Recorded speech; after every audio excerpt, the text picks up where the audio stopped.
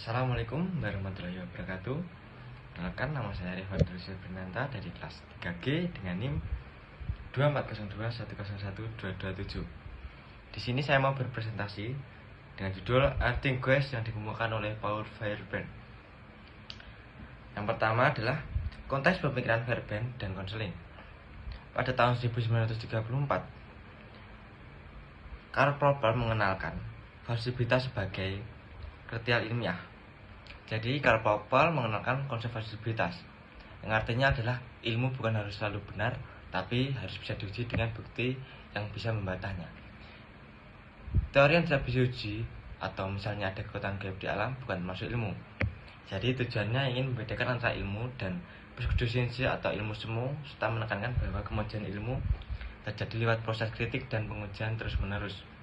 Contohnya yaitu teori, semua logam memuai jika dipanaskan. Jadi ini bisa diuji dan bisa salah jika ditemukan logam tidak memuai. Jadi ini adalah makna dari teori ilmiah.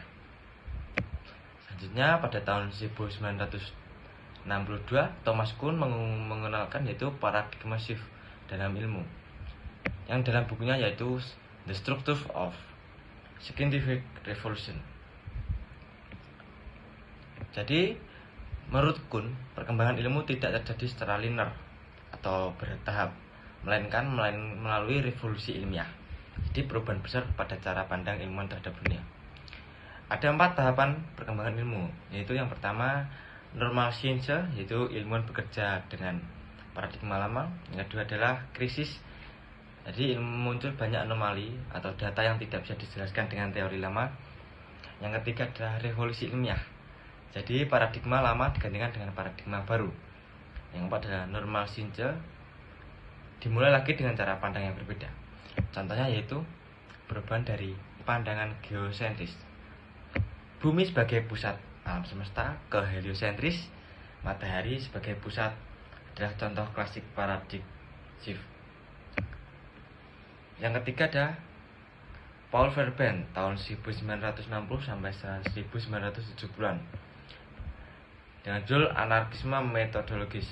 Jadi Fairbairn mengembangkan ide-idenya bersama Imre Lakatos, namun kemudian berpendapat lebih ekstrim. Jadi tidak ada metode ilmiah yang universal atau tetap.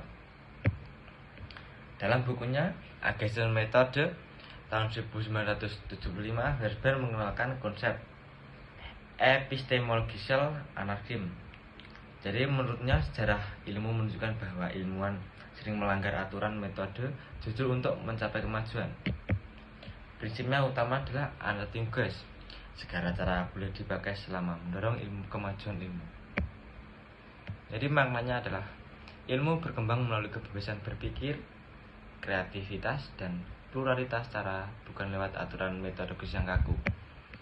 Setelah tahun 1980-an, pengaruh pada Patricia dan Paul Krugman. Jadi Patrick Krugman dan Paul Krugman adalah pasangan filsuf yang dikenal dalam bidang neuroscience dan filsafat pikiran, philosophy of mind. Mereka mengembangkan gagasan elementive materialism, yaitu pandangan bahwa penjelasan tentang pikiran dan perilaku manusia harus berbasis ilmu saraf, bukan hanya teori psikologi tradisional. Hubungan mereka berdua dengan Fairbairn adalah mereka terinspirasi oleh semangat anti-dogmatis dan anti-metode tunggal dari Fairbairn. Mereka juga menolak pandangan lama tentang akal dan kesadaran dan menggantinya dengan pendekatan ilmiah berbasis otak neuroscience. Jadi maknanya adalah memberikan Fairbairn adalah membuka jalan bagi pendekatan baru dalam ilmu modern yang lebih terbuka, lintas disiplin, dan berbasis kebebasan metode. Selanjutnya yaitu Fairbairn kemudian mengembangkan gagasan lebih ekstrim. Tidak ada scientific method yang tetap. Jadi filsuf asal Australia yang aktif pada tahun 1900 sampai 1970-an, ia dikenal sebagai tokoh yang mengkritik keras pandangan tradisional tentang metode ilmiah, yaitu Paul Fairbairn. Paul Fairbairn berpendapat bahwa tidak ada scientific method yang tetap dan universal. Artinya tidak ada satu cara baku untuk menemukan kebenaran ilmiah. Nah, alasan Verben adalah ia meneliti sejarah ilmu dan menemukan bahwa banyak penemuan besar tidak mengikuti metode ilmiah secara ketat. Contohnya, Galileo menggunakan argumen retoris dan eksperimen kreatif yang tidak selalu sesuai aturan ilmiah masa itu. Dari situ, Verben menyimpulkan bahwa kemajuan ilmu justru terjadi karena pelanggaran terhadap aturan metode yang ada. Pada tahun 1975, Against Method, yaitu epistemologi Charles-Aschim, dalam bukunya Verben memperkenalkan gagasan epistemologi Marxisme atau anarkisme epistemologi. Ia menolak bahwa ide hanya ada satu cara rasional untuk memperoleh ilmu pengetahuan. Jadi, prinsipnya adalah segala cara dapat digunakan asal mendorong kemajuan ilmu pengetahuan. Jadi Verben tidak ingin menghancurkan sains, tapi ingin membebaskan dari dogma atau aturan kaku. Ia ingin menunjukkan bahwa sains bersifat kreatif, plural, dan manusiawi. Ilmuwan harus bebas berpikir dan bebas eksperimen tanpa diberi prosedur tetap. Jadi kesimpulannya adalah tidak ada metode ilmiah tunggal yang bisa menjamin kebenaran. Ilmu berkembang melalui kebebasan, keberanian, kreativitas, bukan karena mengikuti aturan yang baku. Ia menolak gagasan bahwa ada satu metode ilmiah yang universal.